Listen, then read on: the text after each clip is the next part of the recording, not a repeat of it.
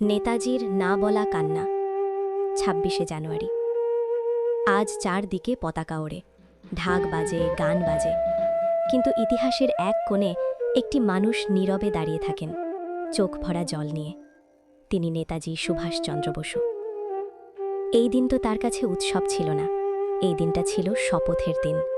এই দিনটা ছিল আমি বাঁচব না, তবু ভারত বাঁচবে, এই প্রতিজ্ঞার দিন। কেউ জানে না রাতের অন্ধকারে কতবার তিনি কেঁদেছেন।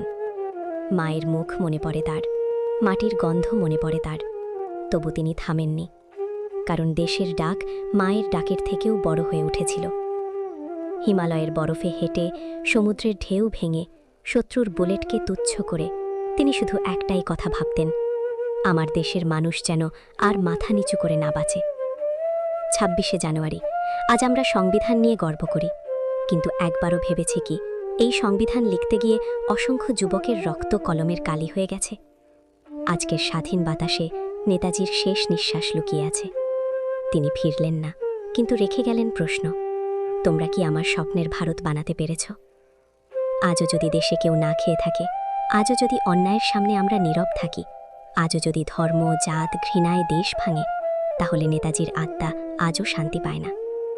২৬শে জানুয়ারি শুধু স্মরণ নয়, এটা আত্মজিজ্ঞাসা। আমরা কি শুধু পতাকা তুলব, নাকি মানুষ হয়ে উঠব? নেতাজি হারাননি, তিনি হাঁটছেন আমাদের পাশে।